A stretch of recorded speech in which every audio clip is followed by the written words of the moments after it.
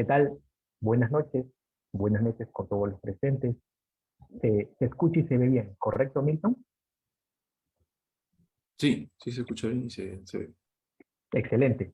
Primero, antes de comenzar, quiero agradecerle a Milton Joel, así como a todo el gran grupo humano que forma parte del Ex Academy por la generosa invitación y permitirme compartir con ustedes en este espacio.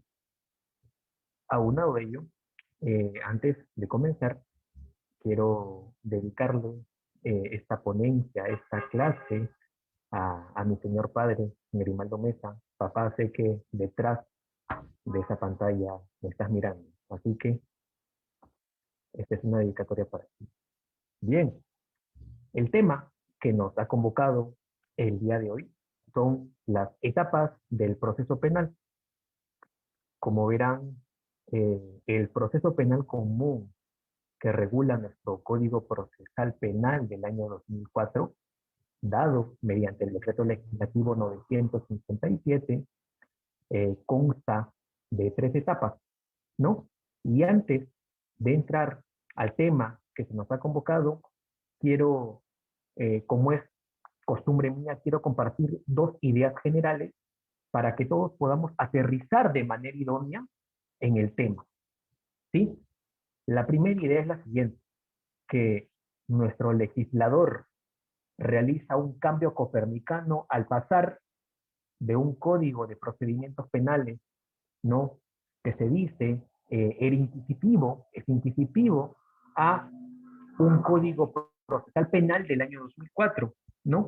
Se dice que es acusatorio, en donde vemos que hay una trípode bien marcada. Tenemos por un lado al fiscal, por otro lado a la defensa técnica y como tercer imparcial, quien va a resolver un conflicto, tenemos al juez, como vamos a ver más adelante.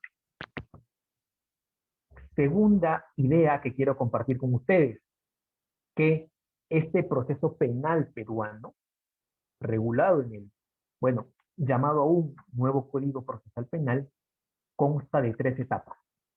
La primera etapa es la etapa de investigación penal preparatoria, la cual se encuentra subdividida en dos: diligencias preliminares e investigación preparatoria formalizada o investigación preparatoria propiamente dicha.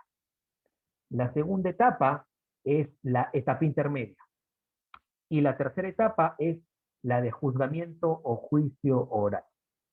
Bien, habiendo comentado estas dos ideas generales que quería compartir con ustedes, cae la pregunta de Madura. ¿Cuál es el fin del proceso penal? Se plantean tres alternativas referentes a la finalidad de nuestro proceso penal. Recuerden que estamos hablando del proceso penal común. No estamos hablando de alguno de los 7 otros procesos especiales regulados en el Código Procesal Penal. El primer fin es proteger a las personas del jus puniendi del Estado. Segunda alternativa, castigar a las personas. Tercera alternativa, la búsqueda de la verdad. Ahora, vamos a ir desarrollando y descartando cada una de estas alternativas. El proceso penal no puede existir para castigar a las personas porque para ello tenemos al derecho penal. Ahora, eh, el proceso penal existe para buscar la verdad, o sea, la verdad a toda costa, la verdad a cualquier modo, bajo cualquier precio. Si afirmamos que la finalidad del proceso penal es encontrar la verdad, podríamos llegar a la errónea conclusión que cualquier forma para encontrar la verdad será admisible, como por ejemplo la tortura. Debemos tener mucho cuidado con eso. Disculpen que me esté agarrando eh, acá los auriculares, sucede que son nuevos, ¿no? Y no sé, por ratos parece que se va a caer, ¿no? Disculpen ese paréntesis. Ahora, soy un convencido que el fin del proceso penal, si bien es cierto, es la búsqueda de la verdad, pero esta búsqueda de la verdad debe tener como límite, debe tener como parámetro la protección de las personas. El proceso penal será la garantía de la libertad del ser humano. Es importante partir de aquí para los efectos de la clase que nos ha convocado el día de hoy. Siendo yo así, traemos a colación la frase del profesor Nicola Framarino de Malatesta, el cual dice que el Código Penal es la espada, aquí está, es la espada que va a castigar al delincuente, pero el Código Ritual, llamado aquí en Italia, que en nuestro país vendría a ser el Código Procesal Penal, inspirado en las teorías de la sana lógica, tiene que ser el brazo que va a guiar a esa espada y a la vez el escudo de la inocencia. ¿Sí?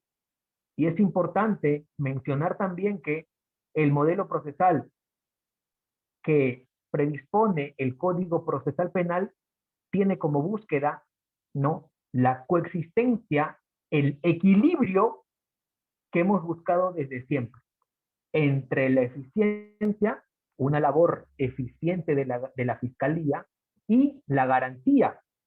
Esto es el respeto de los derechos del ser humano que está siendo investigado, que está siendo comprendido en un proceso penal.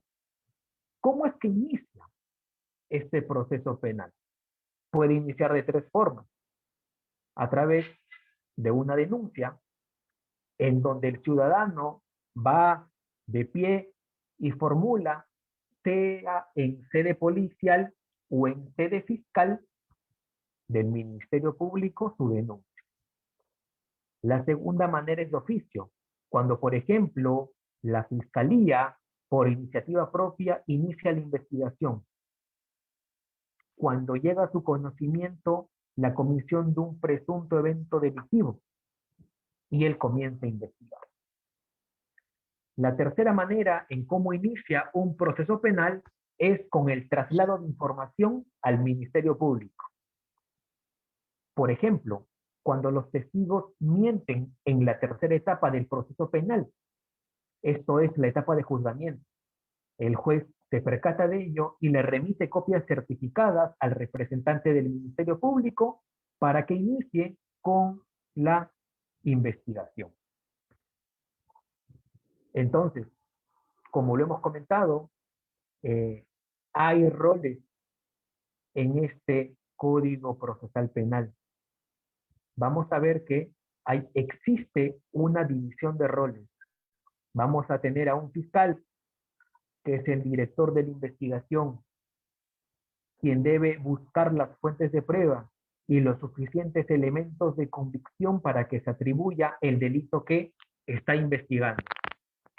Además, tenemos al juez de investigación preparatoria, quien, como se dice en doctrina de Costa Rica, en Chile también, será un juez de garantía y estará dotado, premunido del principio de imparcialidad. También vamos a tener a la defensa técnica, que es aquel abogado defensor que se encargará de hacer que la presunción de inocencia quede incólume. Como podemos ver, existen roles muy marcados, y esto es consecuencia del principio acusatorio, la división de roles de cada sujeto procesal. Como lo hemos comentado, tenemos un proceso penal común dividido en tres etapas, ¿correcto?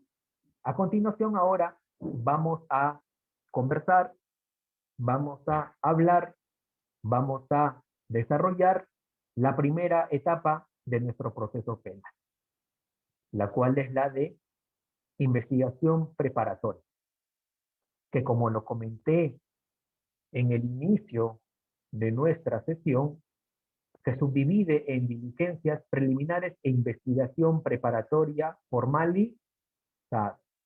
Bien, entonces, estas diligencias preliminares, según lo dispuesto por el artículo 334, tiene como partida de nacimiento la disposición de apertura de diligencias preliminares y tendrá como finalidad la realización de actos urgentes e inaplazables, con el objetivo de determinar qué, con el objetivo de determinar el lugar de los hechos y si estos tienen carácter delictivo.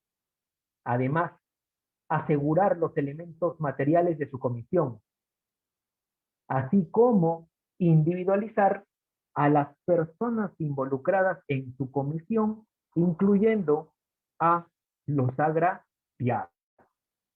Correcto. Ahora, ¿cuál es el plazo de estas diligencias preliminares? A efectos de un mejor entendimiento de esta figura, hemos dividido el plazo desde dos vertientes, desde la evolución legislativa y desde su desarrollo jurisprudencial. ¿Sí?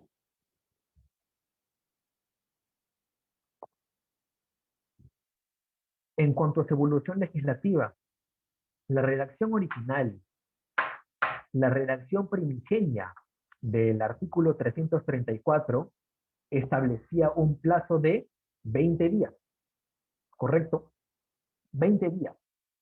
Posteriormente, mediante la dación de la ley 30.076 en el año 2013, es que se modifica este artículo 334, numeral 2, y establece que el plazo para nuestras diligencias preliminares será de 60 días.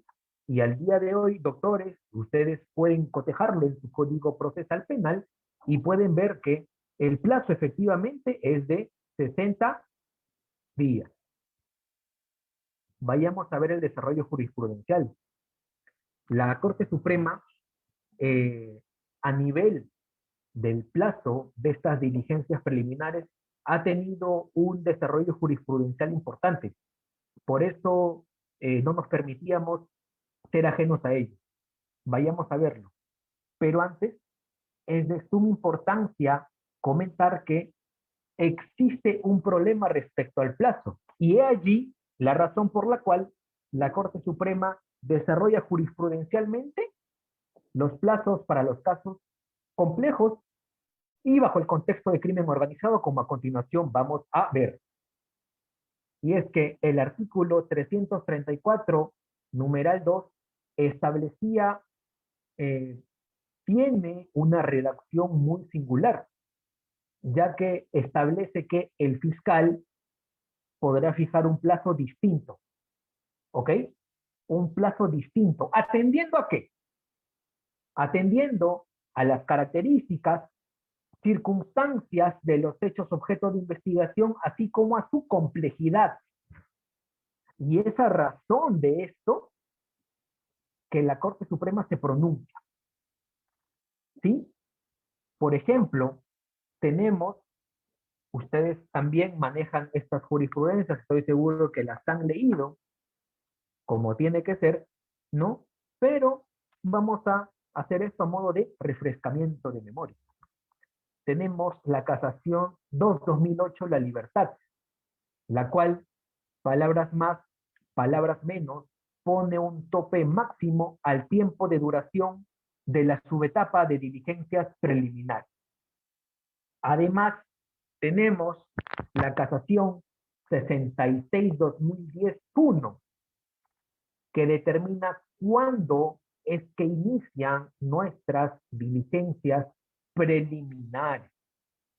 Posteriormente, tomen nota de esta casación, que es la 144-2012 ANCASH, la cual establece de manera concreta que el plazo para casos catalogados como complejos será de, en diligencias preliminares, tendrán un plazo máximo de 8 meses.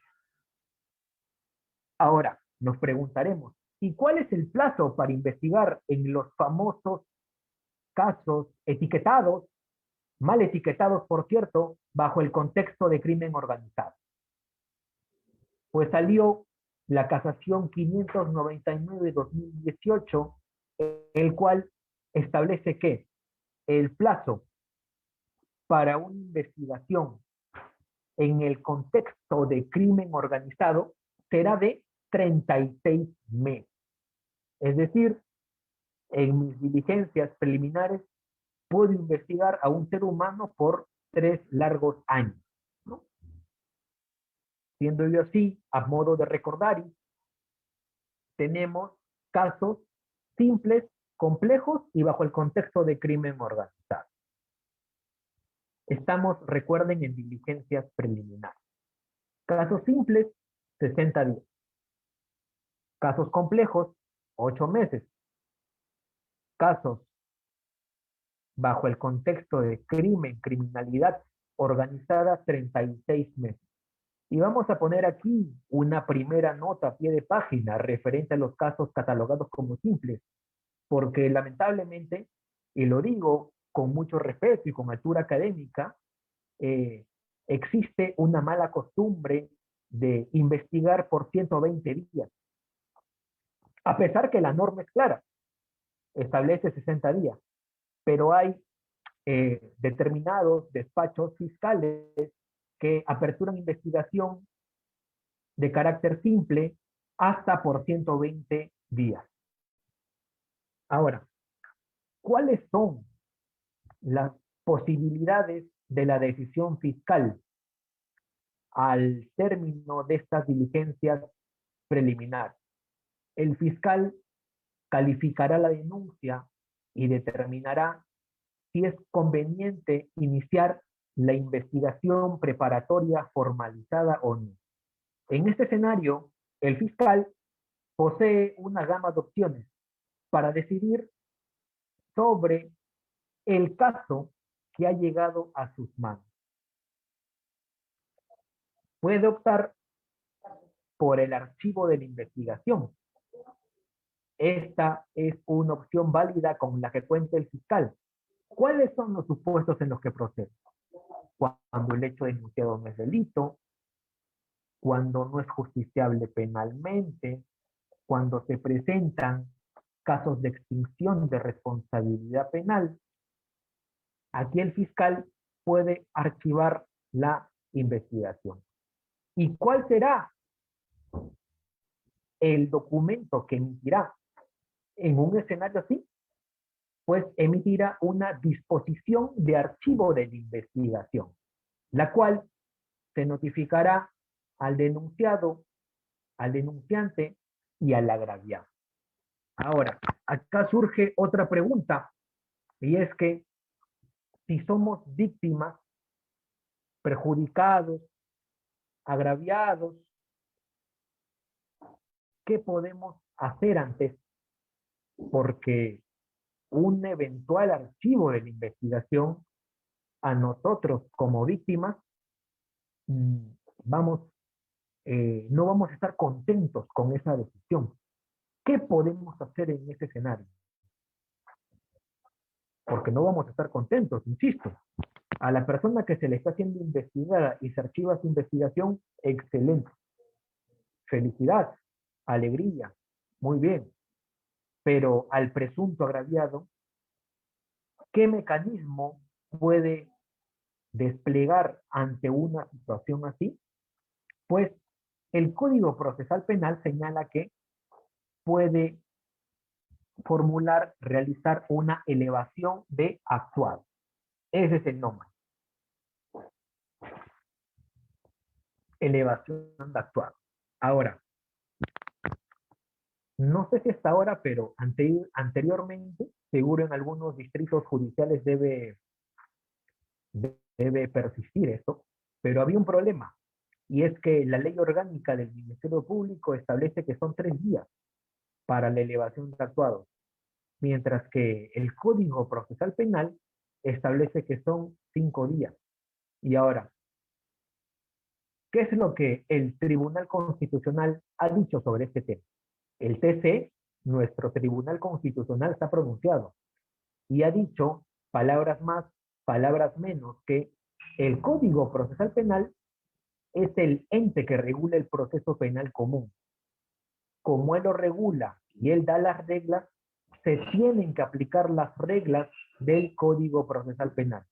Por lo tanto, para la presentación de nuestra elevación de actuados, también conocido en la praxis como queja de derecho, pero yo me ciño al Código Procesal Penal, el nomen juris elevación de actuados, el plazo será de 5 días. Para que el fiscal superior resuelva, este plazo también será de 5 días. Una vez que llegue a las manos, nuestra elevación de actuados a las manos del fiscal superior, él tendrá 3 opciones al recibir esto. Primero, el archivo definitivo. En ese sentido, va a confirmar la decisión del fiscal provincial. La segunda opción es declarar fundada la elevación de actuados y que emita la disposición de formalización y continuación de la investigación preparatoria.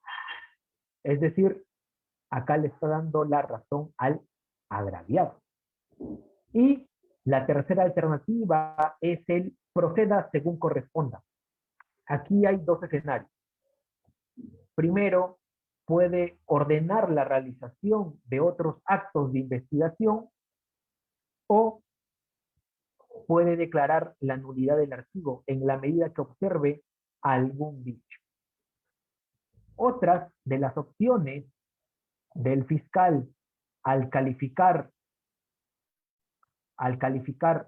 estas diligencias preliminares puede ser también la intervención de la policía, como también puede ser formular una acusación directa, generar una reserva provisional de la investigación, la aplicación de algún principio de oportunidad. Pero vayamos a ver, por temas de tiempo, por temas pedagógicos y de metodología, la opción que va a abrir la puerta de la subetapa de la formalización de la investigación preparatoria. Esta es que el representante del Ministerio Público, ya vimos lo que puede pasar en el escenario del archivo, pero vayamos a ver que el fiscal dicte una disposición de formalización y continuación de la investigación preparatoria. Es decir, la Fiscalía, cuando se cumplan con los requisitos del artículo 336, que hayan indicios reveladores, que la acción penal no haya prescrito, que se haya individualizado al imputado.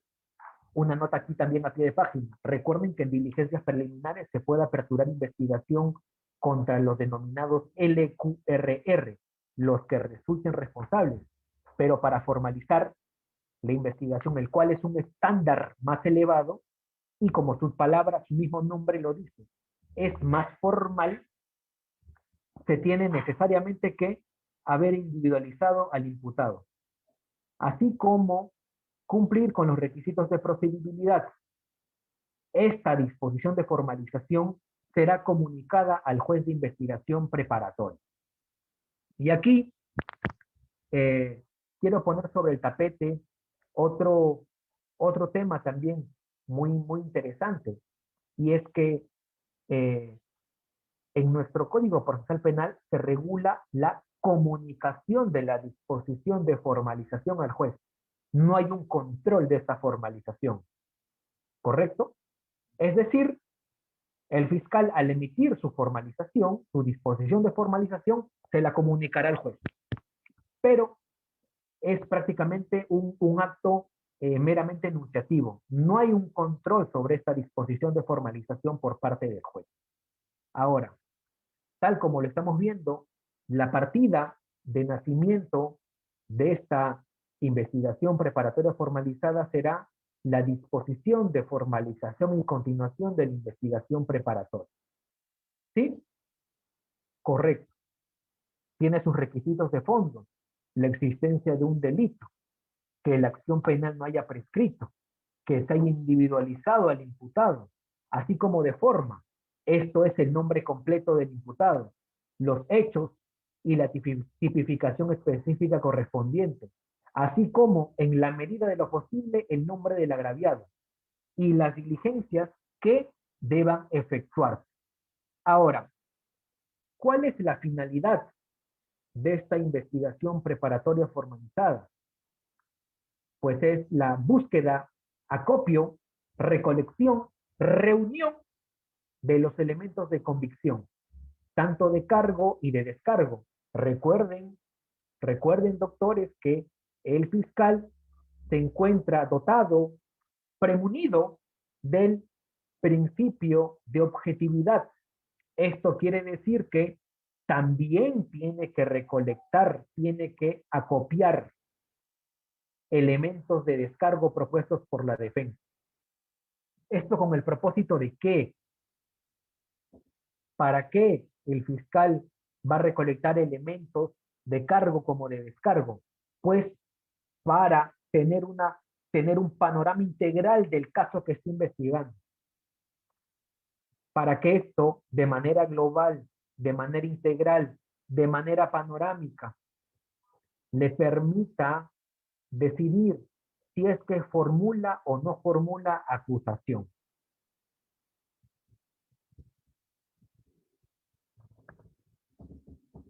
Tal como se ha comentado, esta intervención del juez de investigación preparatoria, esta disposición de formalización, tiene que darse conocimiento al juez.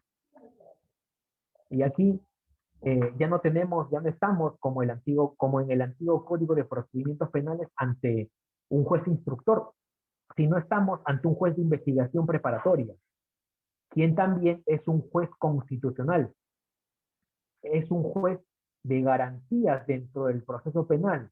Si bien es cierto, el nomen juris acogido por nuestro Código Procesal Penal es el de juez de investigación preparatoria y no el de juez de garantías, como sucede, por ejemplo, en el Código Procesal Penal de Chile o como sucede en Costa Rica.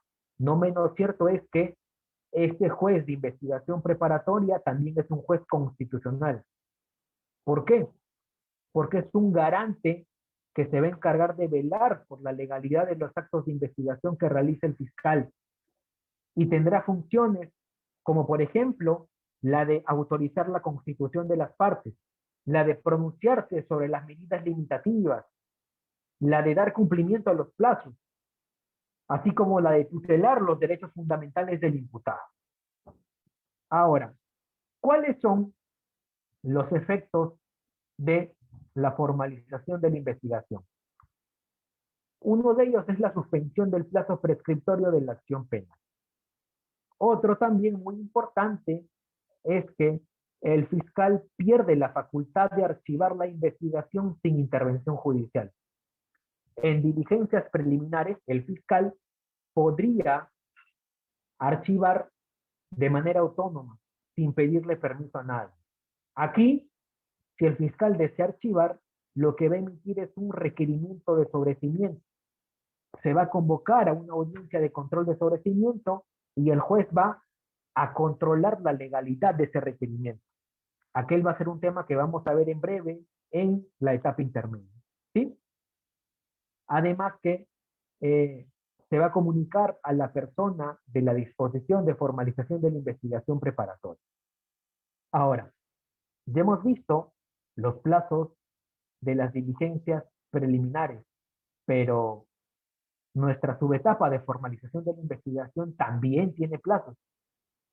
Por ejemplo, los casos simples van a durar 120 días, con una eventual prórroga de hasta 60 días más.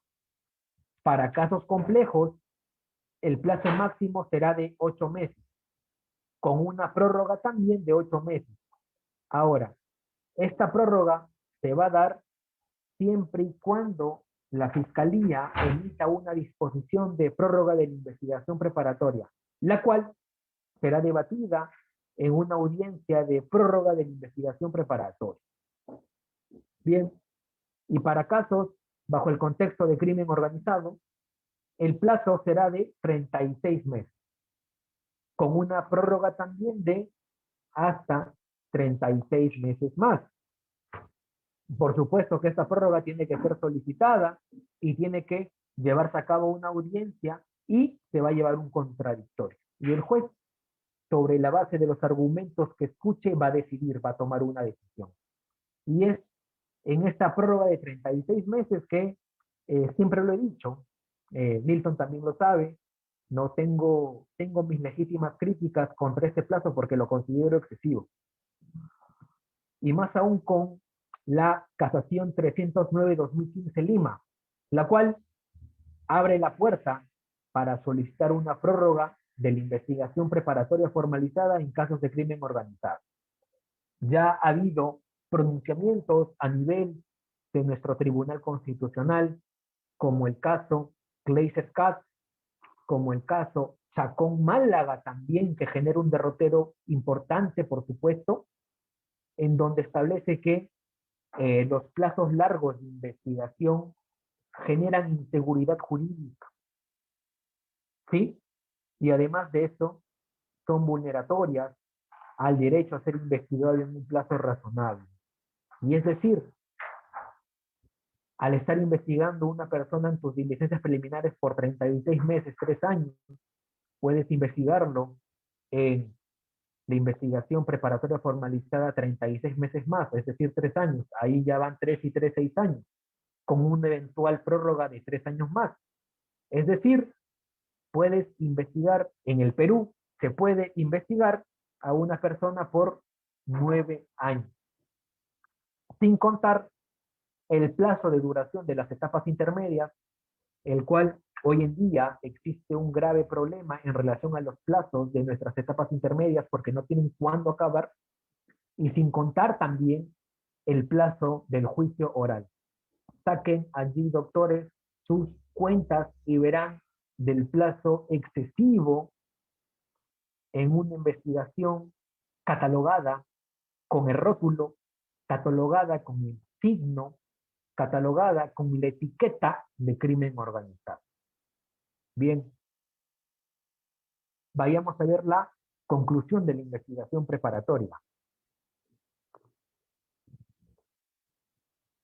La investigación preparatoria, ¿cuándo ve? ¿Cuándo culmina? ¿Cuándo acaba? Tenemos 4 escenarios. Cuando se vence el plazo.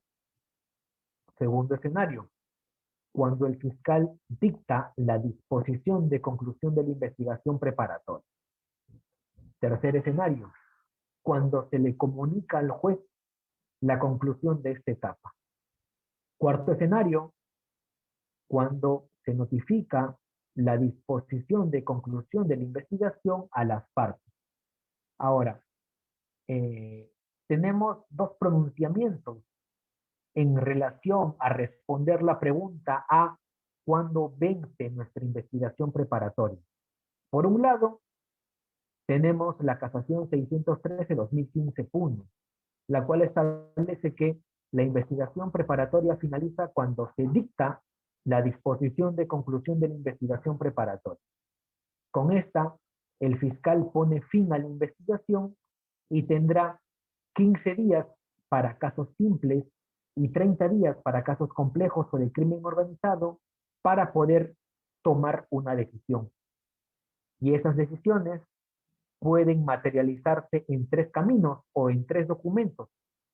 En el requerimiento de sobreseimiento, en el requerimiento acusatorio o en el requerimiento mixto, como vamos a ver en breve en la etapa intermedia. Además, tenemos otro pronunciamiento, y este viene desde la Sala Penal de Apelaciones especializada en delitos de corrupción de funcionarios, que establece que la investigación no termina cuando se emite la disposición de conclusión, sino cuando se le notifica a las partes. Ahora, vayamos a ver, vayamos a analizar, vayamos a hablar, vayamos a examinar los temas referidos a nuestra etapa intermedia, que por cierto es una etapa que lamentablemente en nuestro país no ha tenido el desarrollo que merece tener, ¿no? Ese es un punto muy importante. Es una etapa que incluso en la práctica en el día a día, en la práctica, eh, se dice que es conocida como una audiencia de paso a juicio oral. Y es porque lamentablemente no, los jueces, lamentablemente, ¿no? Quizá de manera más general los operadores jurídicos, los actores jurídicos, no, no vienen cumpliendo con el rol de esta etapa intermedia, la cual tiene que ser un rol de control de la investigación, examinar si esa acusación cumple con los requisitos, si está intacta, si puede ser materia de que pase a un juicio oral y no necesariamente pasar por pasar a juicio oral, ¿no? Esa es una crítica personal que hago al respecto. Ahora, esta etapa intermedia aparece como un puente entre la investigación preparatoria y el juzgamiento o juicio oral. Según el profesor Gonzalo del Río Labarte, quien ha escrito mucho sobre la etapa intermedia y recomiendo la lectura de sus dos libros espectaculares, nos comenta que la etapa intermedia es la fase o periodo en el que ocurren un conjunto de actuaciones procesales y que efectivamente se ubica entre la conclusión de la investigación preparatoria y la apertura del juicio oral. Esta etapa intermedia es un filtro procesal. Que nos quede claro eso, por favor. Es una bisagra entre la investigación preparatoria y el juicio oral. Ahora, en relación a los fines de nuestra etapa intermedia, es que no todo debe llegar a juicio. Se debe realizar un filtro en relación al requerimiento acusatorio que expida, que emita el representante del Ministerio Público, pero además, como menciona el profesor de Río y como mencionan muchos académicos, es la de evitar la pena del banquillo. Es decir, ¿qué significa esto?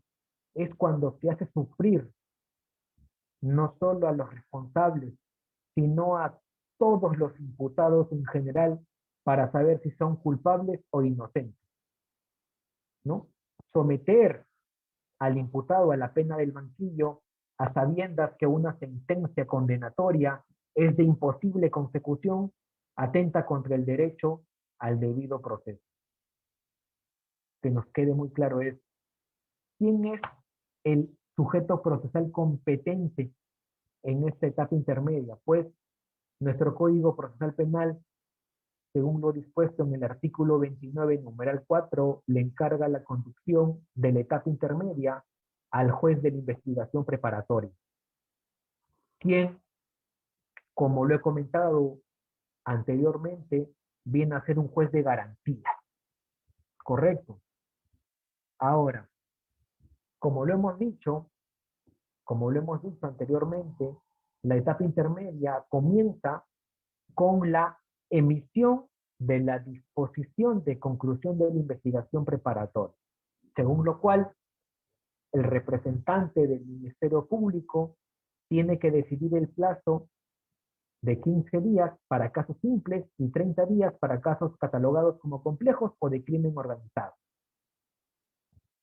Tiene que arribar a una decisión. Tiene que decidir si es que va a acusar o si es que va a sobreseer.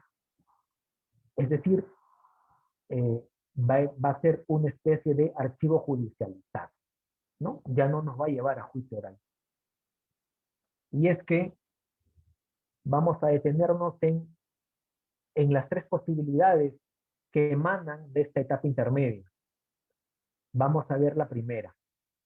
Si el fiscal piensa que eres tú el responsable penalmente hablando, si el fiscal considera que tiene que llevarte a un juicio para condenarte, te va a acusar. Va a emitir un requerimiento de acusación. Si el fiscal, por el contrario, se ha convencido que tú no eres el responsable penalmente, va a formular un requerimiento de sobreseimiento. Y esto es lo que todo ser humano quisiera, ¿no? Todo ser humano investigado, ¿no?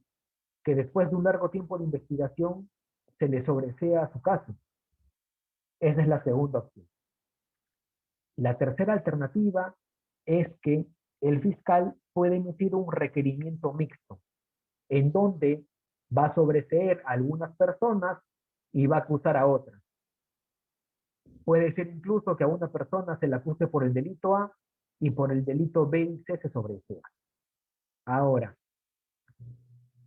ya hemos visto los tres documentos, los tres caminos que se pueden derivar de nuestra etapa intermedia.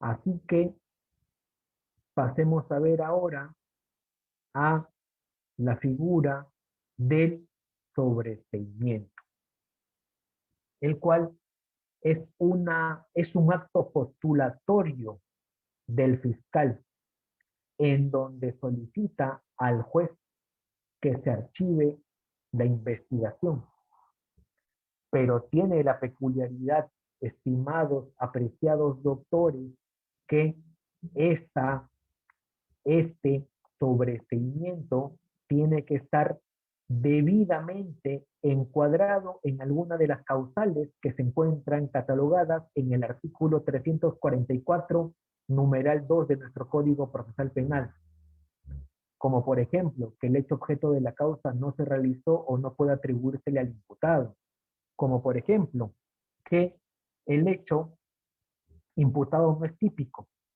o concurre una causa de justificación, o de inculpabilidad, o de no punibilidad. Además, cuando la acción penal se ha extinguido y cuando no existe razonablemente la posibilidad de incorporar nuevos datos a la investigación y no haya elementos de convicción suficientes para solicitar de manera fundada el enjuiciamiento del imputado. Ahora, eh, este requerimiento de sobreseimiento necesariamente va a ser objeto de debate, va a ser objeto de examen,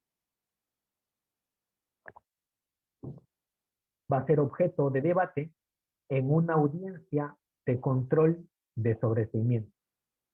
Y es que el artículo 345, numeral 1, establece que el fiscal enviará al juez de investigación preparatoria el requerimiento de sobreseimiento. Se notificará a los sujetos procesales, los cuales van a tener 10 días, 10 días para poder observar dicho requerimiento.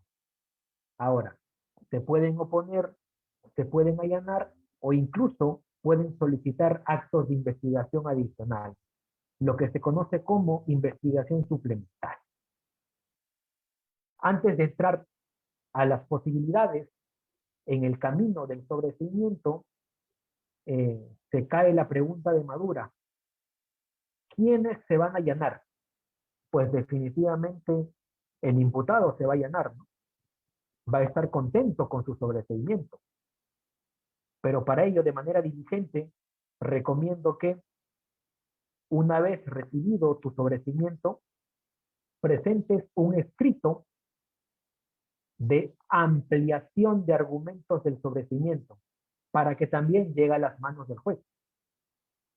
Cosa que le brindes mayor sustento, le brindes mayor base, le brindes mayor andamiaje al requerimiento de sobreseimiento emitido por el fiscal, como para que ya no quedan dudas de tu absolución anticipada, en palabras del profesor Alberto Binder, profesor argentino.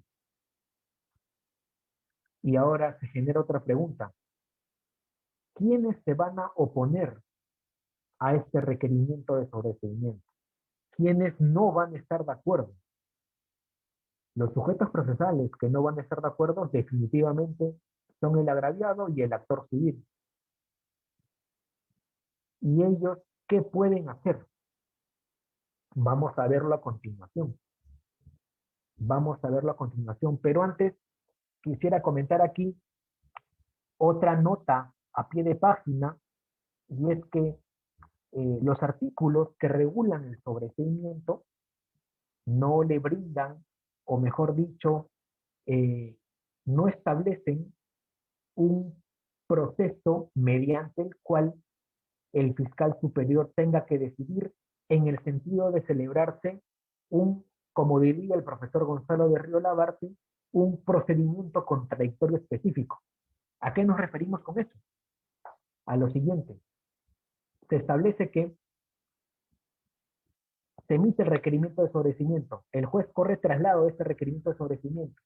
Luego las partes que lo consideren oportuno van a presentar sus escritos, sea de oposición o sea de reforzamiento de argumentos, como el imputado, como lo hemos comentado. ¿Sí? Y luego todo eso lo vamos a ver a continuación en el camino del denominado procedimiento para forzar la acusación de manera más detallada. Lo he comentado ahorita a modo de pincelada, para poder todos introducirnos de mejor manera en el tema. Ahora se genera la pregunta, ¿qué puede hacer el juez de investigación preparatoria frente al requerimiento de sobreseimiento? Son, doctores, 3 escenarios, ¿sí? Ojo, ojo, el sobreseimiento genera 3 escenarios. Recuerden que estamos hablando de la etapa intermedia, del camino del sobreseimiento, y ahora vamos a ver 3 escenarios que se desprenden de. Posteriormente vamos a ver lo que sucede en la acusación. Pero ahora estamos ubicados en el sobreseimiento. Primer escenario, el fiscal solicita el sobreseimiento y el juez de investigación preparatoria acepta dicho requerimiento. El juez considera que la causal invocada es la correcta, está de acuerdo con el sobreseimiento y emite el auto de sobreseimiento. Aquel es el primer escenario. El segundo escenario es el siguiente. El fiscal solicita el sobreseimiento y el juez de investigación preparatoria no acepta el requerimiento de sobreseimiento. Si el juez no considera fundado el requerimiento de sobreseimiento, va a expedir un auto elevando las actuaciones al fiscal superior. Y es aquí donde voy a introducir aquella nota de pie de página que comenté hace un rato, ya que el fiscal superior va a tener un plazo de 10 días a efectos de decidir y de tomar una decisión, la cual puede ser en dos sentidos. Puede ratificar la decisión del fiscal provincial o, en su defecto, rectificar la decisión del fiscal provincial. Pero en este plazo de 10 días que el fiscal superior, que se le otorga al fiscal superior, más allá de que a sus manos llegue el auto motivado de manera debida por el juez, en donde él considere que este sobreseimiento no procede, más allá de que a sus manos puedan llegar escritos de oposición o de allanamiento de los sujetos procesales, leas agraviado, actor civil, imputado, el Código Procesal Penal, nota a pie de página, no regula cómo es que el fiscal superior aquí tiene que tomar una decisión. Y es que, en palabras del profesor Gonzalo de Río Labarte, no existe un procedimiento contradictorio específico para esto. Si en las manos del fiscal superior está tomar una decisión tan importante como puede ser la clausura de un proceso penal, con la emisión de un auto de sobreseimiento,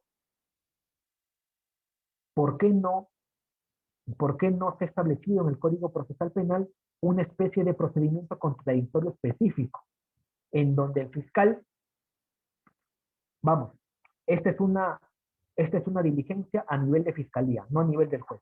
Por eso es que no estamos utilizando la palabra, el nomen juris audiencia, sino procedimiento contradictorio específico. ¿Por qué no el fiscal superior, en este plazo de 10 días que tiene para decidir, convoca a una especie de diligencia en donde escuche al actor civil o al agraviado de por qué no se tiene que aceptar ese sobreseimiento. Y por otro lado, escuche a la defensa técnica sosteniendo de manera firme cuáles son las razones por las cuales se tiene que emitir el auto de sobreseimiento. Me pregunto, hago la pregunta abierta, ¿no sería mejor, a efectos de precautelar el principio de contradicción, el cual es un principio estructural de nuestro proceso penal común, como lo sabemos todos los presentes, la de brindar la opción o que el Código Procesal Penal eh, haya establecido la celebración de un procedimiento contradictorio específico en donde el fiscal superior convoque a una diligencia y se escuche al agraviado, el actor civil, así como la defensa técnica, y sobre la base de eso, sobre la base de escuchar principio de inmediación, principio de oralidad, principio de contradicción, sobre la base de eso, pueda tomar una decisión más integral, pueda tomar una decisión más panorámica del caso y no solo se limite a leer los escritos, a leer el documento, sino puede escuchar en vivo y en directo a los sujetos procesales interesados. Allanándome a la propuesta del profesor de Río, considero que debería de,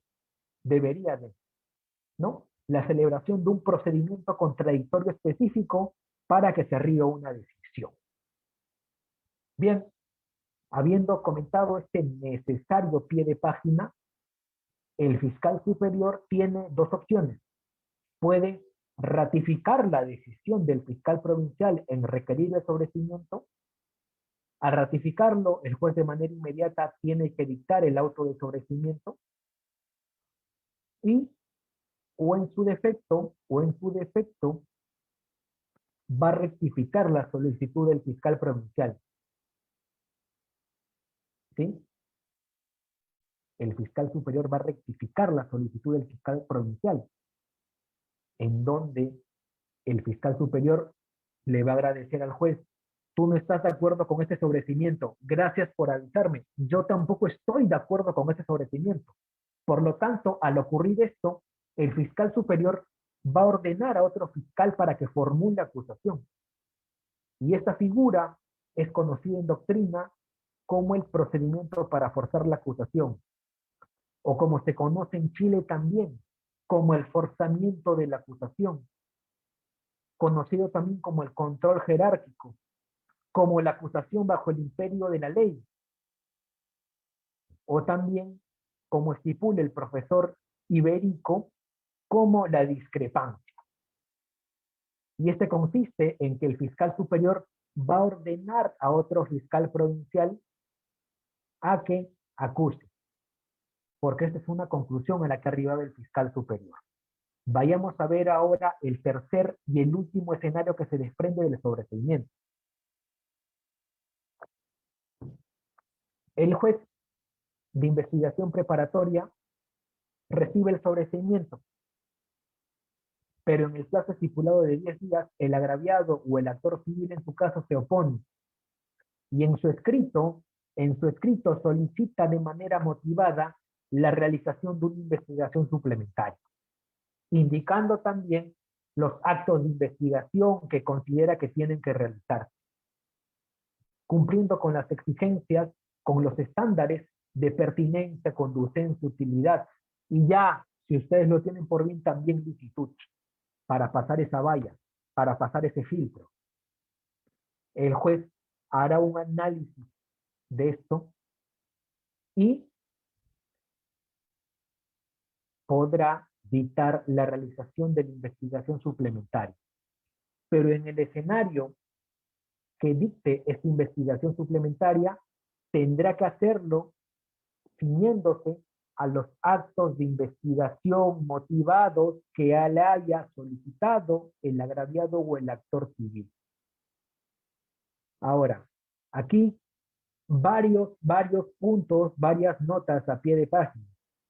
Más allá de que la investigación suplementaria sea una especie de tiempo extra, es decir, se acabó el tiempo oficial y el juez le da al fiscal un tiempo extra para que realice actos de investigación, Es de suma importancia precisar que esta investigación suplementaria, como ha quedado establecido en la casación, tomen nota, por favor, 186-2018 Amazonas, de noviembre del año 2020, nueva, no tiene ni 2 años, doctores, establece que efectivamente la investigación suplementaria para que se realice de manera necesaria tiene que ser solicitada de parte, no de oficio.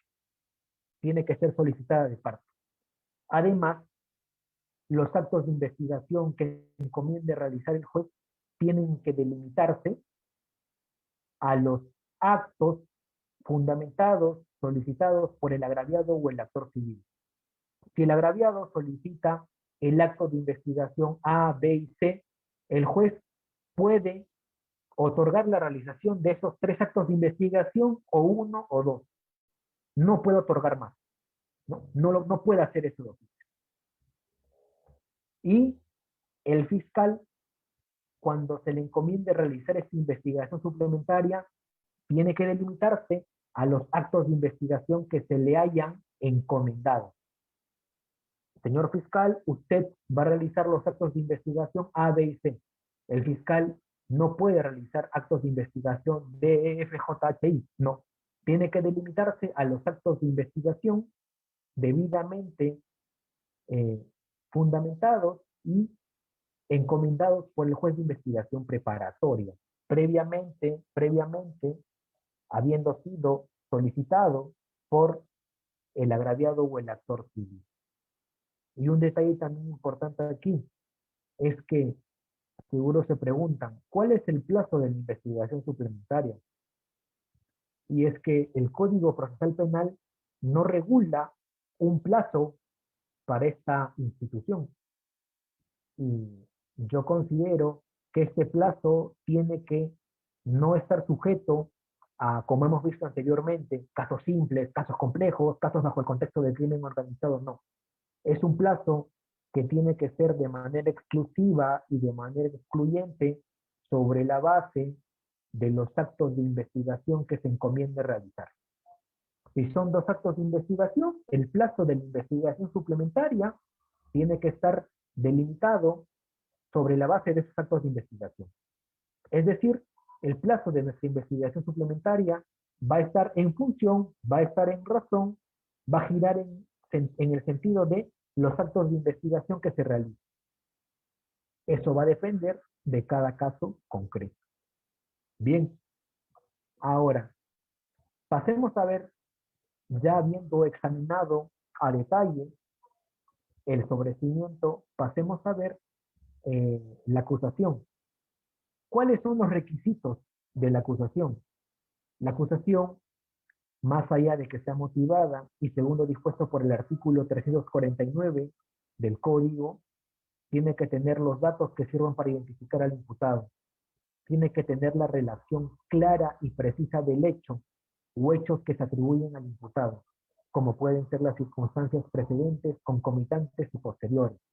Asimismo, los elementos de convicción que fundamenten el requerimiento acusatorio, la participación que se atribuye al imputado, el artículo de la ley penal que tipifique el hecho, el monto de la reparación civil, así como los medios probatorios ofrecidos para su actuación en juicio. Ahora, como defensa, ¿qué se debe de hacer cuando se nos notifica el requerimiento acusatorio? El artículo 350, numeral 1, nos faculta, nos brinda, nos otorga un plazo de 10 días a partir de la notificación para plantear todas las cuestiones que creamos convenientes, las que serán debatidas en la eventual audiencia de control de acusación. Dentro de estos 10 días debemos plantear observaciones a la acusación, bajo lo establecido por el acuerdo plenario 6/2009, si no me falla la memoria. Podemos realizar observaciones formales, observaciones sustanciales y observaciones probatorias. El control formal de la acusación. Ya la casación 1450-2017 Huánuco ha desarrollado que el control formal es un filtro dentro del contenido de la acusación. Entonces, tenemos que ubicarnos en qué es lo que debe de, porque es una obligación, es un deber de la Fiscalía de ubicar y exponer cada uno de los requisitos establecidos en el artículo 349, el cual nos dice, como hemos visto, qué es lo que debe contener la acusación. Recibimos el requerimiento acusatorio y vemos que falta alguno de los requisitos establecidos por el artículo 349. Nosotros estamos en la facultad de plantear observaciones de carácter formal. ¿Qué podemos observar en el control formal? 1. Principio de congruencia procesal. El mencionado acuerdo plenario 6/2009 señala que dentro de las observaciones podemos plantear la afectación al principio de congruencia procesal, el cual implica que el hecho, el sujeto y la calificación jurídica tienen que ser la misma en la disposición de formalización de la investigación preparatoria respecto a la acusación. Si existe algo adicional que no estaba previsto en la formalización de la investigación, se tiene que plantear la afectación al principio de congruencia procesal, a efectos de que se elimine la parte que fue agregada en el requerimiento de acusación. Correcto. ¿Qué otra cosa podemos observar? El principio de imputación necesaria. El maestro Celis Mendoza establece que una imputación en su libro intitulado La imputación concreta, desarrolla las perversiones de la imputación y nos dice que una imputación que pueda ser considerada como concreta, como necesaria, debe cumplir con una estructura tripartita. Debe contener el elemento fáctico, el elemento normativo y el elemento conviccional o probatorio. Pasemos a ver el control sustancial. Se analiza netamente el fondo. En este control analizaremos el aspecto sustancial, si existe o no delito, y si existe medio probatorio suficiente que acredite dicho delito.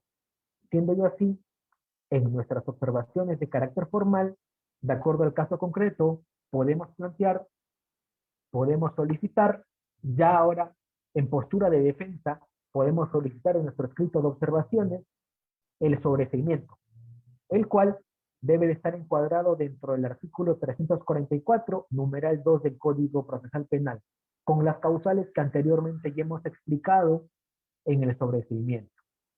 Además, a tenor del artículo 6 podemos solicitar también excepciones, las excepciones procesales, ¿no?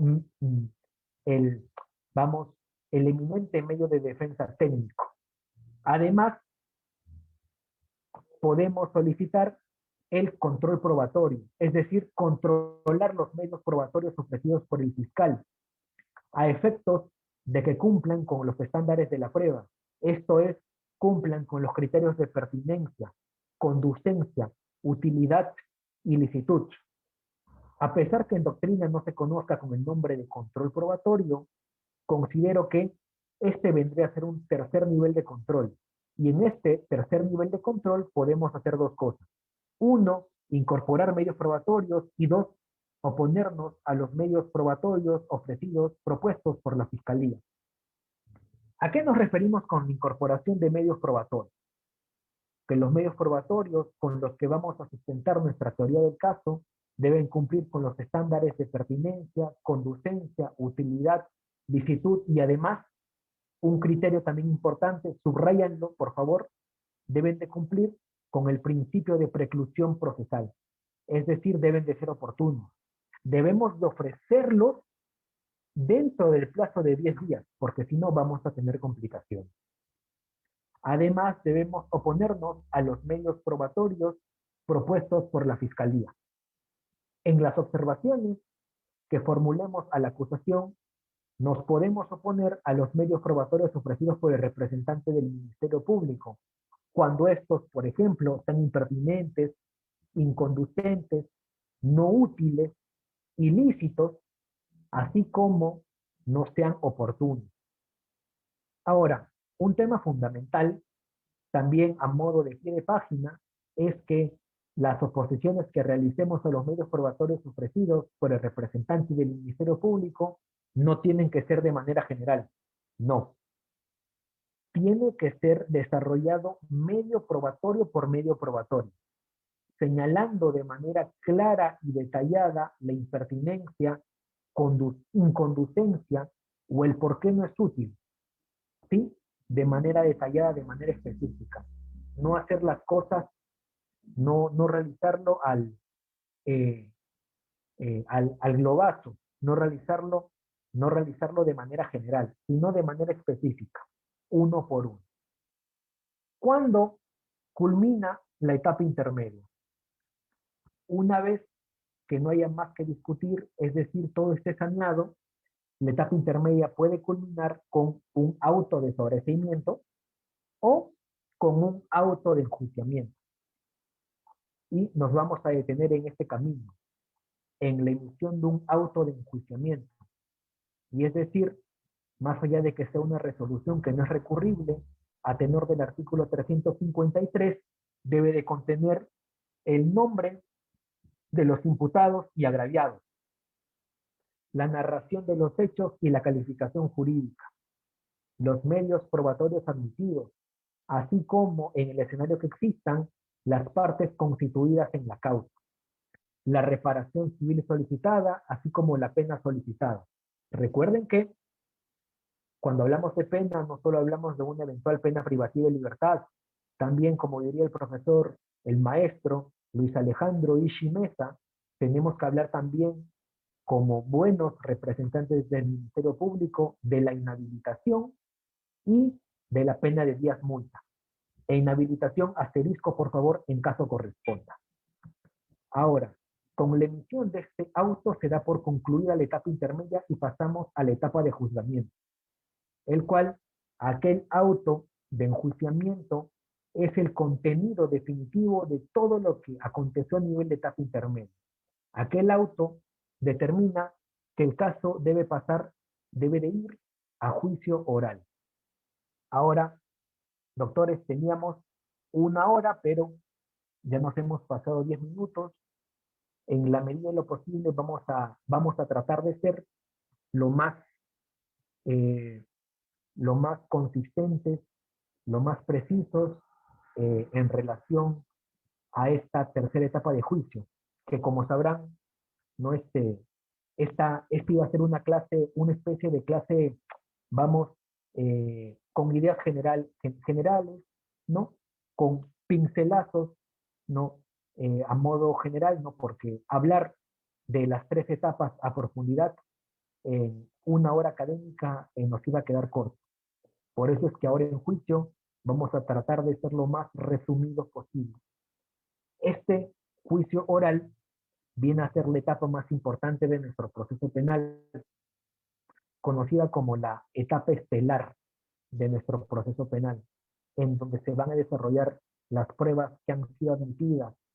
Y este juicio oral tiene dos alternativas: o una sentencia condenatoria, es decir, vas a un frío y lúgubre lugar como puede ser la cárcel, porque eso es lo que es, señores, o una, bueno, acá también te pueden otorgar una pena suspendida.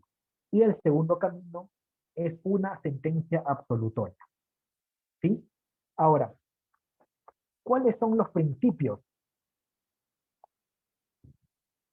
¿Cuáles son los principios del juicio oral? Y que en realidad vienen a ser los principios que sustentan, que son base de todo el proceso penal.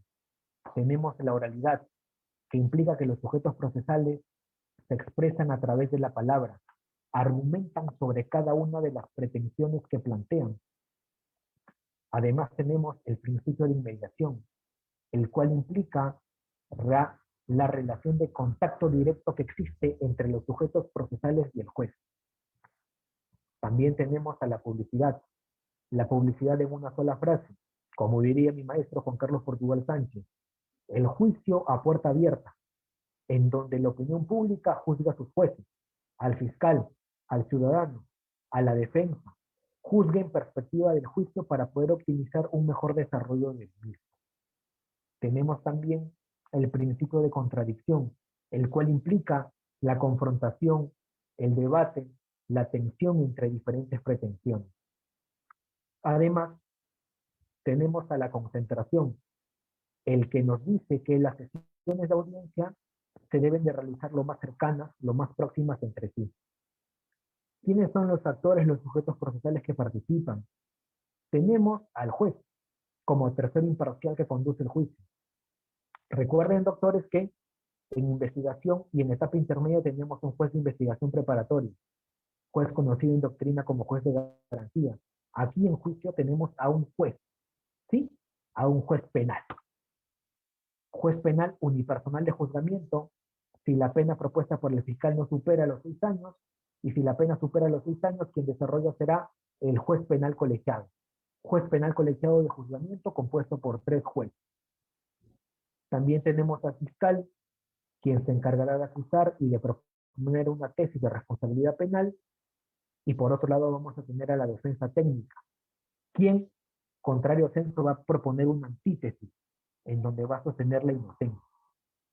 Y entonces vamos a tener la tesis del fiscal, la antítesis de la defensa técnica y la síntesis adoptada por el juez del caso, sea juez penal unipersonal de juzgamiento o juez penal colegiado de juzgamiento. La etapa de juzgamiento posee 3 fases: fase inicial, fase probatoria y fase decisoria. La fase inicial comienza con la instalación de audiencia de juzgamiento, que requiere la presencia obligatoria del juez penal, el fiscal, el abogado defensor y el acusado. ¿Sí? La fase E y los alegatos de apertura aquí culminará con la discusión sobre la prueba nueva en juicio, que se da según lo dispuesto en el artículo 373. La segunda fase será la fase probatoria. Iniciará con el examen del acusado. Otra nota a pie de página si es que acepta ser interrogado, ya que no siempre será así. Y continuará con la declaración de los testigos y peritos y terminará con la oralización de prueba documental hasta los alegatos de clausura de los sujetos procesales y, si se quiere, también la autodefensa emitida por el acusado. Finalmente, la fase decisoria, en donde los jueces deciden, deliberan, emiten su posterior sentencia. ¿Correcto? Bien, ¿cómo se apertura un juicio? El juez tiene que conocer que el fiscal, actor civil, tercero civil responsable, abogado defensor y el acusado estén presentes. Indispensablemente, para que se instale un juicio, deben estar presentes el fiscal, el juez, el acusado y su abogado defensor. Importante es que estén el actor civil y el tercero civil responsable, pero principalmente los sujetos procesales que hemos mencionado. Ahora, ¿cómo debería comenzar el juicio oral? Como diría mi maestro Juan Carlos Portugal Sánchez, comienza con una presentación didáctica del juez. El juez de manera pedagógica resume el juicio. El artículo 371 regula que el juez establecerá las pautas limitativas de un juicio oral, identificará el número del expediente, el nombre del acusado, así como de manera resumida en qué consiste un juicio oral. Es una explicación didáctica principalmente para los oídos del acusado. Luego, las partes acreditan, se da inicio a los alegatos de apertura y el juez le cede el uso de la palabra al fiscal. Y lo que comúnmente dice es: señor fiscal, tiene usted el uso de la palabra para dar inicio a su alegato de apertura. Este alegato de apertura viene a ser la promesa que las partes hacen a los jueces de lo que van a demostrar en un juicio oral, en donde hay que tratar de ser lo más breve posible, como acertadamente señala el profesor Meira Flores, con su gran frase: la brevedad de los alegatos es el manjar de los jueces. Ahora, vayamos a ver el escenario en el cual el acusado se declara inocente. Es decir, no hay una conformidad con la acusación. Vayamos a ver cuando el acusado se declara inocente para desarrollar el juicio. Se declara inocente y procesalmente como consecuencia se va a dar inicio a la actividad probatoria del juicio. Esta actividad probatoria, eh, antes de dar inicio a la actividad probatoria, el juez, finalizados los alegatos de apertura, puede preguntar a los sujetos procesales si es que tienen una prueba nueva que ofrecer. El primer escenario es que no haya prueba nueva y el segundo escenario es que sí haya prueba nueva. Ahora, ¿qué podemos entender por prueba nueva? Es aquella sobreviviente a la acusación. Esto es aquella conocida por las partes con posterioridad al control de acusación y tiene dos supuestos. La primera, aquella prueba conocida con posterioridad de la acusación, tanto por el fiscal como por la defensa. Y la segunda, el segundo supuesto, es aquella que no siendo nueva en sentido estricto, fue postulada en etapa intermedia con la acusación, fue postulada con las observaciones, pero que el juez de investigación preparatoria que conduce la etapa intermedia en la audiencia de control probatorio la rechazó y sobre la cual se planteó reserva. Ahora, la actividad probatoria en el juicio, según el artículo 375, constará del siguiente orden: examen del acusado, actuación de medios de prueba admitidos y oralización de prueba documental. ¿Qué es un órgano de prueba? Es el ser humano que aporta, que brinda, que concede información en un juicio a través de su palabra. ¿Quién es el ser humano que aporta información en juicio a través de su palabra? El testigo y el perito. Entonces, la actividad probatoria en juicio, tenemos el examen del acusado, la actuación de medios de prueba, entiendas al testigo y perito, así como la oralización de prueba documental. Una vez culminado con esto, se da inicio a los alegatos finales, alegatos de clausura, regulados en el artículo 386, también conocido como discusión final, alegatos de cierre, alegatos de clausura. El artículo 387 regula cómo es que se dará el alegato de clausura del fiscal. El artículo 388 regula el alegato de clausura del actor civil. El artículo 389 del tercero civil responsable, mientras que el artículo 390 el alegato de clausura del abogado defensor del acusado y el artículo 391 sobre cómo se realizará la autodefensa que realice el ciudadano que está siendo procesado. Bien, el fiscal deberá exponer qué es lo que probó, con qué lo probó y cuál es la conclusión de esto. Asimismo, el actor civil, si está constituido, tendrá que sustentar su pretensión resarcitoria. Recuerden que el actor civil persigue un objeto civil. Sabemos todos aquí que hay jurisprudencia tanto de la Corte Suprema como del Tribunal Constitucional en que le otorgan además el derecho a conocerla la verdad al agraviado, ¿no? También tiene un derecho a conocer la verdad, así como el artículo 105 le brinda la posibilidad de esclarecer los hechos producto del evento delictivo.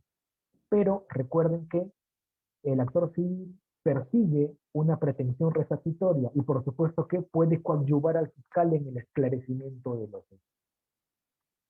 La defensa técnica tendrá que probar qué no se probó, ¿sí? Y además, y además generar, hacer, sostener que la presunción de inocencia quedó incólume, ¿sí? Generar duda y por supuesto pedir la absolución del ser humano que está defendiendo. Finalmente la autodefensa, que es mucho más discutible, ¿no? Porque es difícil, es poco probable que un juez, vaya a creer en una autodefensa, ¿no? Más allá de lo que probatoriamente haya podido observar. El artículo 400 del Código Procesal Penal establece que, ya lo hemos comentado, Ya lo hemos comentado, cuando los jueces se encuentren ante un testigo o un perito mentiroso, pueden, o que esté faltando a la verdad, disculpen, puede remitir copias certificadas al Ministerio Público para que se inicie con la investigación correspondiente. Lo que vimos en nuestra etapa de investigación, conocida como el traslado de información al Ministerio Público. Los artículos siguientes al 391 regulan la estructura de una sentencia, ¿sí? Con la diferencia entre la deliberación y la lectura del fallo. Las deliberaciones se producen normalmente 2 días posteriores hábiles al alegato de clausura y excepcionalmente 2 días adicionales cuando se traten de casos complejos. En esa deliberación, los jueces emiten el sentido de su decisión. Esto es, brindan resumidamente cuáles son los principales argumentos de la condena o de la absolución, así como argumentos de la reparación civil, si existe o no, y el resultado, si es inocente o culpable, y la pena de manera resumida. Y en la lectura completa del fallo, que se dé en otra audiencia, se da el detalle de manera más detallada, de manera más desmenuzada y explicada la decisión elaborada, arribada por los jueces. ¿Sí? Y para interponer cuando alguna de las partes no se encuentre de acuerdo con el sentido de la sentencia, pueden interponer un recurso de apelación cuyo plazo será de 5 días. Bien, hemos tratado de ser lo más didáctico, concisos, precisos en esta clase que se nos ha convocado, en donde nos ha tocado abordar las etapas del proceso penal. Estábamos estipulados para 1 hora, pero prácticamente por la densidad de información hemos hecho 1 hora 30 minutos y por supuesto esperando ser productivos. No, antes de culminar, quiero brindar 2 conclusiones. La primera es que el proceso penal común regulado en el Código Procesal Penal de 2004 estructura un proceso penal de 3 etapas. Una etapa de investigación, subdividida en diligencias preliminares e investigación preparatoria formalizada o investigación preparatoria propiamente dicha. Una segunda etapa, que es la etapa intermedia, y una tercera etapa, que es el juicio oral.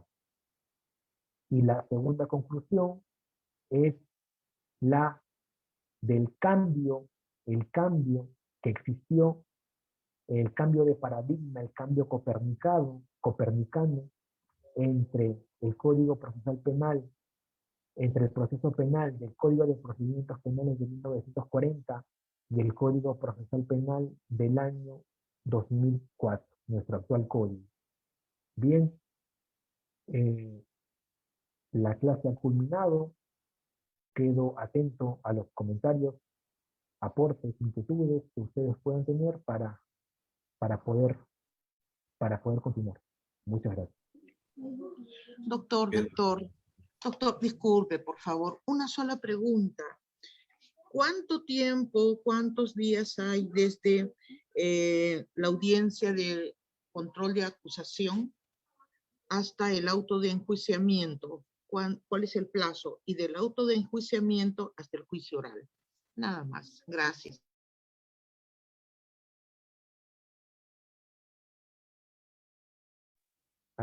Doctora, ¿cómo está? Por favor, ¿me podría repetir la pregunta?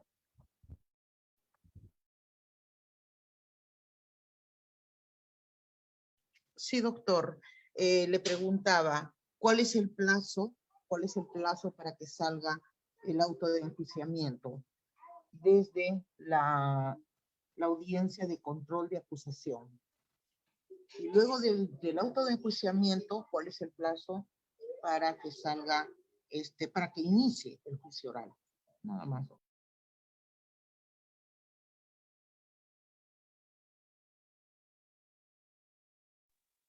Correcto. La pregunta gira en torno al a la etapa intermedia, específicamente al juicio.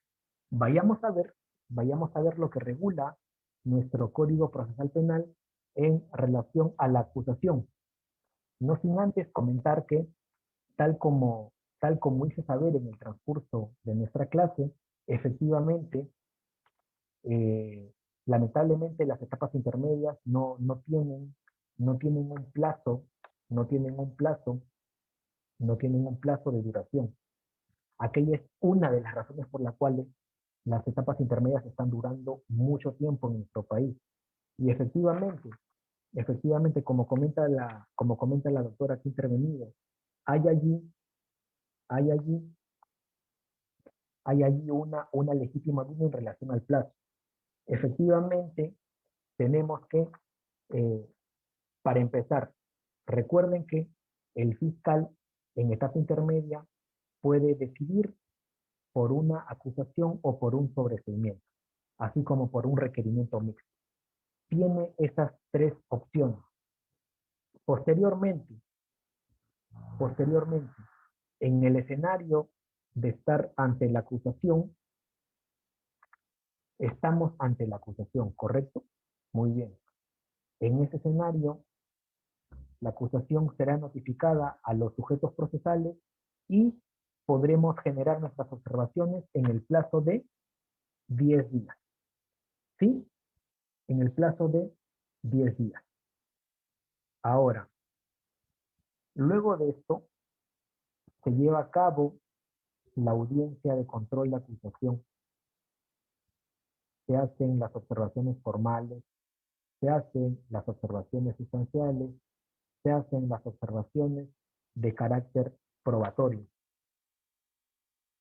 Una vez pasado este debate, se culmina y efectivamente el fiscal tiene que arribar a una decisión, mejor dicho, ya arribó a una decisión. Posteriormente a ello, en el escenario de la acusación, si el juez puede optar por dos opciones, o un auto de sobreseimiento o un auto de enjuiciamiento. Ahora, optará en la pregunta propuesta por un auto de enjuiciamiento, ¿sí? Y buscando aquí con con el código procesal penal, en la mano efectivamente el artículo, doctores, 351, sí, efectivamente el artículo 351 establece que lo siguiente, numeral 4, por favor. Si la audiencia es suspendida, la siguiente sesión deberá de realizarse en un plazo no mayor de 8 días hábiles, entre el requerimiento acusatorio y la emisión del auto que lo resuelve, no puede transcurrir más de 40 días. Más de 40 días en casos simples. Y en casos complejos y de criminalidad organizada, no podrá exceder los 90 días bajo responsabilidad. Como lo hemos visto, para casos catalogados como simples, el plazo entre la acusación y el auto de enjuiciamiento no puede ser mayor de 40 días. Correcto, casos simples. Y casos complejos o bajo el contexto de crimen organizado será 90 días. Pero hay un detalle muy importante, y agradezco la pregunta, que hay una responsabilidad, pero esta, vamos doctores, es una responsabilidad netamente, netamente administrativa, disciplinaria, ¿no? Concretamente, concretamente eso. Eh, cuál era, doctora? Porque me parece que fueron dos. ¿Cuál es la siguiente pregunta? Sí, la siguiente era, ¿cuál era el plazo después del auto de enjuiciamiento para el inicio del juicio oral en sí?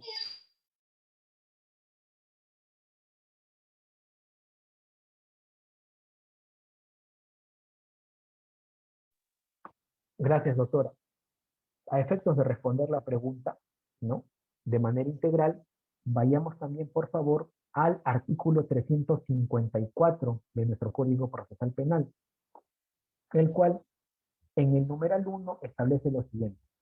El auto de enjuiciamiento se notificará y permítanme leerlo, por favor, al Ministerio Público y a los demás sujetos procesales. Se tendrá como válido el último domicilio señalado por las partes en la audiencia preliminar, empleándose para ello el medio más célebre. Y el numeral 2 establece lo siguiente. Dentro de las 48 horas de notificación, el juez de investigación preparatoria, ojo aquí, doctores, nuestro juez de investigación preparatoria en etapa intermedia, hará llegar al juez penal ya en juicio, que hará llegar al juez penal que corresponda dicha resolución y los actuados correspondientes, así como los documentos y los objetos incautados, y se pondrá su orden a los precios preventivos. Entonces, vayamos también al artículo, este es el plazo para la notificación. Vayamos también al artículo 355, por favor, en donde establece lo siguiente. Artículo 355, de manera literal, auto de citación a juicio. Numeral 1. Recibidas las actuaciones por el juzgado penal competente, este dictará el auto de citación a juicio con indicación de la sede de juzgamiento y de la fecha de la realización del juicio oral, salvo que todos los acusados fueran ausentes. La fecha será la más próxima posible con un intervalo no menor de 10 días. Es decir, que tenemos por un lado un plazo de 48 horas de la notificación, ya hay 2 días allí, y nos brinda un plazo máximo, la fecha será lo más próxima posible con un intervalo no mayor de 10 días, por lo que el plazo máximo para que se celebre el juicio oral sería de 10 días, 48 horas y plazo máximo 10 días, entonces estaríamos hablando en una interpretación integral y temática de un plazo no mayor, exagerando de 12 días para que se celebre el juicio oral. Pero por supuesto que, en palabras del Código Procesal Penal, la fecha será lo más próxima posible con un intervalo no menor de 10 días. Puede ser antes también. Ahora, pero hay un detalle también importante aquí, e insisto, gracias por la pregunta. Sucede que estos son plazos que se podrá estipular eso, ¿no? Pero lamentablemente la realidad nos dice otra cosa, pero atendiendo al interrogante, según interpretación del artículo 354 y del artículo 355, numeral 1, se establecería que el plazo para la celebración de nuestro juicio oral podría ser hasta un máximo de 12 días. Espero haber satisfecho la pregunta y atento a lo que ustedes comenten. Gracias. Gracias, doctor, muy amable.